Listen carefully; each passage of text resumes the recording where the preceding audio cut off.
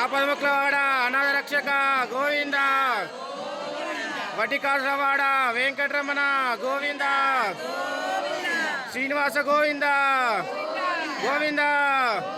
మెదక్ జిల్లా రామాయంపేట శ్రీ పద్మావతిదేవి గోదాదేవి సమేత వెంకటేశ్వర స్వామి ఆలయంలో ధనుర్మాస ఉత్సవాలు ఘనంగా నిర్వహిస్తున్నారు.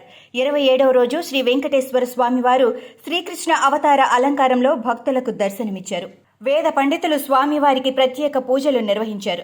ఆలయ కమిటీ సభ్యులు భక్తుల ఆధ్వర్యంలో శ్రీకృష్ణ అవతార అలంకారంలో ఉన్న స్వామివారికి ఆస్థాన పల్లకీ సేవ నిర్వహించారు. అనంతరం నేడు తిరుప్పావైలోని విశేష పాసురమైన కూడారై వెల్లుం సీర్ గోవింద 27వ పాసురం పఠించారు. అనంతరం భక్తులు స్వామివారికి అమ్మవారి 108 గంగాళంలలో పాయసం నైవేద్యం నివేదన చేశారు.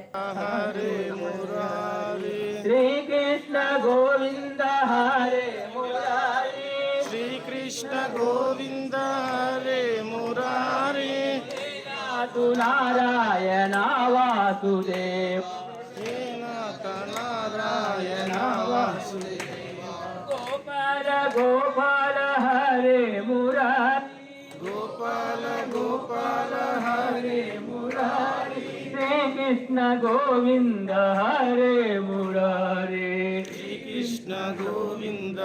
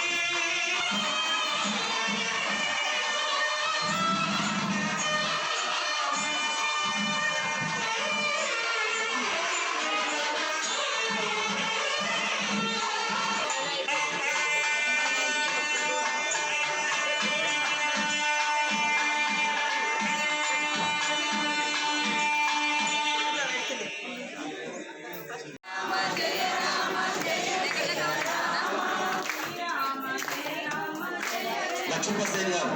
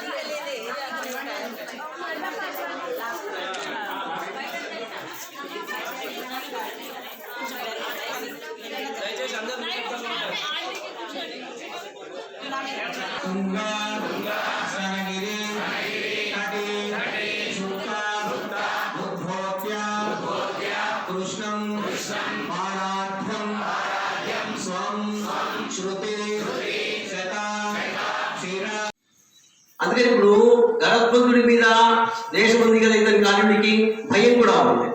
అందుకని ఇక్కడికి వచ్చి ఈ ప్రాంతానికి గణపతుడు రాడు కాబట్టి ఇక్కడ చేరాడు.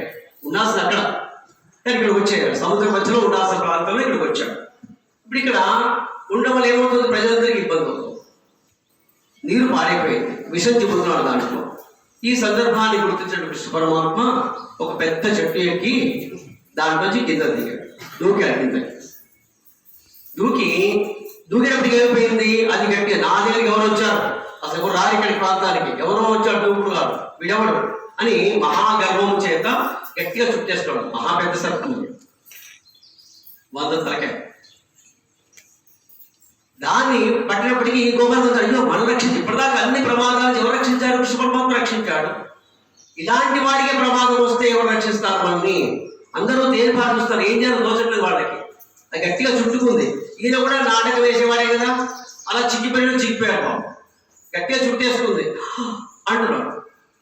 ఆ స్థితిలో వార్త వెళ్ళింది. నందుడు అందరూ గొప్పలు అందరూ వచ్చేసారు, తను మొత్తం కుటుంబంతో వచ్చేసారు అక్కడికి.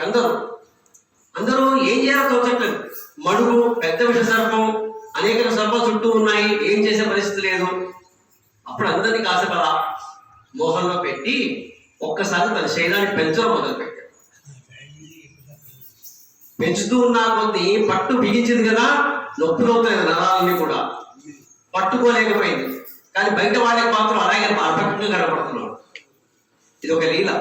అంటే కనపడేవాడికి ఇలాగే కనపడతాడు, కానీ విశాలంగా మారుతున్నాడు. తట్టుకోలేకపోయింది. ఒక్కసారిగా దాని తోకను పట్టుకొని పైకి ఎగిరి దాని పడగల మీద నిలబడ్డాడు. కాళీయ ధిమి మనకు వస్తుంది పాట. అక్కడ నృత్యం చేయడం మొదలుపెట్టాం, బ్రహ్మాండమైన నృత్యం. ఆ నృత్యము చూడాలి, మనకి ఎక్కడ చూస్తూ ఊహించుకోవడమే, మనకి చూస్తామని. అలా నృత్యం చేస్తూ ఉంటే వాడి తల మీద పడి దూకుతున్నాడు కదా, ఆ తల విషమంతా కక్కి మొత్తం వాడి ప్రాణాలు పోయే స్థితికి వచ్చాడు. అలాంటి స్థితిలో అప్పుడు గర్వం పోయింది. ఆయన భార్య అందరూ కూడా కృష్ణ పరమాత్మ వేడుకున్నారు, మాత్రం క్షమించవలసింది. అప్పుడు కృష్ణ పరమాత్మ నీ స్థలం ఇది కాదు అంటే, ప్రతి జీవరాశికి అది ఉండాల్సిన ప్రాంతం నిర్ణయించబడి ఉంటాయి, ఎక్కడ పడితే అక్కడ ఉండకూడదు. ఇది ఒక విషయం నేర్చుకోవాల్సింది. అంటే ఎక్కడో ఉండాల్సిన వాడు ఇక్కడ యథావిధిగా లాగింటికి.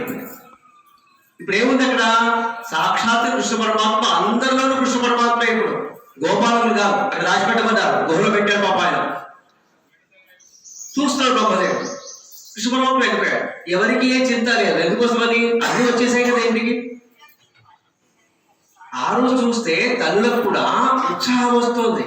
సాక్షాత్ వస్తుంది ఎవరు, అంతర్యామిగా ఉండేటువంటి పరమాత్మ బహిగా, అంటే బయట కనపడుతున్నాడు. ఇప్పుడు మనందరికీ అంతర్యామిగా ఉంటాడు పరమాత్మ, అది బయట చూస్తున్నాం. మనం వెంకటేశ్వర చూస్తున్నాం, అర్థమైంది మనలో ఉండే పరమాత్మని వెంకటేశ్వర స్వామిలో చూస్తున్నాం. ఇప్పుడు ఇక్కడ ఏమైంది, అంతా కృష్ణులే నిజానికి, కానీ ఎవరికేం తెలియదు, మోహమే. అంటే నా కొడుకు వచ్చాడు ఎవరు, కానీ ప్రేమ పొందుతోంది. రోజు ఇచ్చే పాలకన్నా ఎక్కువ పాలిస్తున్నారు, గౌరవులు ఎక్కువ పాలిస్తున్నాయి, ఇవన్నీ జరుగుతూ ఉన్నాయి. అలా జరిగిపోతుంది. సమయం కూడా ఎవరికి తెలియట్లేదు. సంవత్సరం తెలియకుండా సంవత్సరం పాటు రోజు జరిగే ప్రక్రియ. వస్తున్నారు వెళుతున్నారు వస్తారు. కానీ బలరాముడు ఒక్కడు పరిశీలిస్తున్నాడు, ఇదేదో గమ్మత్తుగా ఉంది, ఇంతకు ముందు కన్నా గోవులు ఎక్కువ సంతోషంగా ఉంటున్నాయి, ఎక్కువ పాలిస్తున్నాయి, ఏమిటి ఇది అని ఒక్క బలరాముడు మాత్రమే చాలా జాగ్రత్తగా పరిశీలిస్తే అందరిలోనూ కృష్ణుడు చూశాడు. బలరాముడు, ఓహో ఇది మనవాడి వివాహమా అనుకున్నాడు. అసలు దగ్గర నుంచి ఏ చింత ఏమీ లేదు, జరిగిపోతున్నాయి కార్యక్రమాలు. దాన్ని దాచుకొని ఏం చేస్తాడు ఇప్పుడు? అప్పుడు తన తప్పుడు తాను తెలుసుకొని కృష్ణ పరమాత్మ దగ్గరికి వచ్చి వినయంగా కృష్ణ పరమాత్మను ప్రార్థించాడు. అయ్యా నీవే సర్వజ్ఞుడివి అని ఆ బ్రహ్మదేవుడు కూడా ఉపదేశించి పంపించాడు. ఇది ఒక అద్భుత వృత్తాలు. అలాగే ప్రళంభాసుడు ఒక రాక్షసుడు, అతన్ని బలరాముడే చూపాడు. అంటే బరువుగా ఉండేవాడు కూడా. వీడు మోసుకుని ఆడుతున్నా అని చెప్పారు మీకు. అలా మోస్తున్నప్పుడు బలరాముని రాక్షసుని ఎత్తుకొని దూరంగా వెళ్ళి చంపాలని కోరిక, గోపాలను దూరంగా తీసుకెళ్ళి అలా వెళ్ళినటువంటి వాడిని ఆ బరువు చేత వంగిపోయాడు. వాడిని సంహరించాడు ప్రళంభాసుడు. ఇలా శకటాసుడు, ధూమాసుడు, పొగ రూపంలో రావడం, అలాగే సర్ప రూపంలో రావడం, రకరకాల మార్చులు, అనేక రకాల నృత్యాలు. అంటే మోసము చేసి చంపాలని కోరిక. మోసగాడు ఆయన, మాయావులకు మహామాయావు ఆయన తెలియకుండా ఏం జరుగుతుంది, ఇవన్నీ జరిగిపోయాయి. ఇలా జరుగుతున్న సందర్భంలోనే ప్రత్యేకించి కృష్ణావతారంలో చెప్పాల్సి ఉంటే మహా గొప్ప విషయం. మనకి ఇప్పుడు చాలా ప్రస్తుతానికి అక్కడ కాళీ ఉంది, కాళీయుడు అని పిలుస్తాము. ఒక చిన్న మడుగు, మంచి అంటే నదిలో మధ్యలోనే ఉంటుంది, మడుగులాగా ఉంటుంది అది. అక్కడ సర్పం ఉంటుంది, కాళీయుడు. ఆ జలాన్ని విషపూరితం చేస్తున్నాడు మొత్తం అంతా. అంటే జలము తాగితే ఆ గోవును మరణిస్తున్నాం, ఈ గోపాలు ఎవరు తాగుతూ మనం మరణిస్తున్నాం. ఇప్పుడు అందరూ భయపడిపోతున్నారు. కానీ ఉన్నటువంటి నీరు ఎట్లా ఉపయోగించుకోవాలి, ఈ రోజు మన పరిస్థితి నీళ్ళ యొక్క విషయం. ఈ సందర్భంలో అంటే అక్కడ ఎందుకు జరిగింది అట్లా అంటే, పూర్వకాలంలో గరుత్మంతుడికి సర్పాలు ఆహారంగా ఉన్నాయి. ఇష్టం వచ్చి తినేసుకుంటే వాళ్ళందరూ ఒక ఒప్పందం చేస్తున్నారు. ఏమిటి అంటే, పౌర్ణమి నాడు కానీ అమావాస్య నాడు కానీ తమ జాతి నుండి ఒక సర్పాన్ని, అంటే కుటుంబానికి ఒక సర్పం చొప్పున త్యాగం చేయడం.